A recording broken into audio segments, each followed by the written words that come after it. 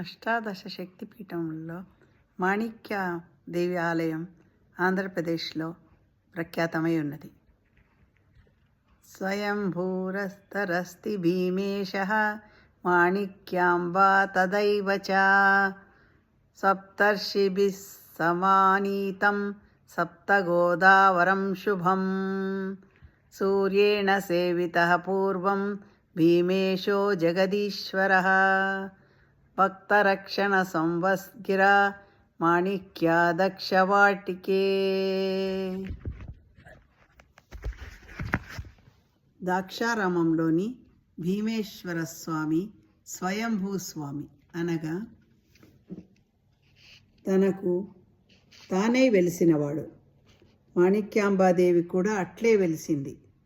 వీరిని మొదటగా సేవించిన వారు సూర్యభగవానుడు. మాణిక్యాంబాదేవి కూడా సప్తర్షులు సప్తగోదావరాన్ని శుభాన్ని కలిగించే రీతిలో తెచ్చారు. అనగా ఇచ్చట నీరు గోదావరి 7 పాయలలోని జలంలా శుభప్రదం. మాణిక్యాదేవి కూడా స్వామి వలనే భక్తులను రక్షించడంలో తలమునకలై ఉంటుంది. మనకు సకల శుభాలను కలిగిస్తుంది.